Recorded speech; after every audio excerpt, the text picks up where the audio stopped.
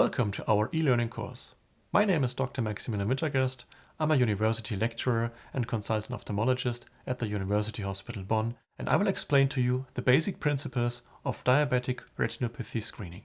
For a better learning experience, make sure you have a smartphone with the latest version of our app and the adapter for smartphone-based fundus imaging, so that you can directly apply all explained steps. Please also have a volunteer with dilated pupils available for training of the examination. Try out every step explained directly after you were instructed within this course to have the best learning experience. Train every step multiple times until you are able to reliably reproduce what is shown in the video by your own. But let's start at the beginning. Why should we screen patients with diabetes for diabetic retinopathy at all?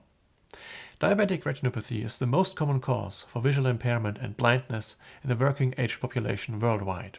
However, blindness can be prevented in the majority of cases if the disease is diagnosed and treated early enough. Considering this, it is important to screen for diabetic retinopathy. Approximately every third diabetes patient develops diabetic retinopathy, and with this, the risk of losing vision. When diabetes leads to diabetic retinopathy, it manifests in different ways on the retina. On examination, you may see microaneurysms, intraretinal bleeding, exudates, cotton wool spots, venous bleeding, and macular edema. In further stages, there can also appear neovascularizations and vitreous or pre-retinal hemorrhages.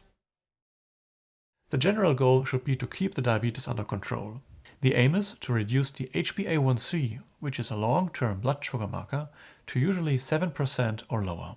This prevents further exacerbation of the diabetic retinopathy. It can be achieved through a healthy lifestyle and appropriate medication.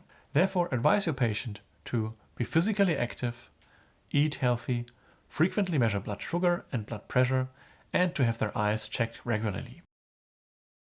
Treatment for diabetic retinopathy includes retinal laser coagulation, intravitreal injections, and vitreoretinal surgery.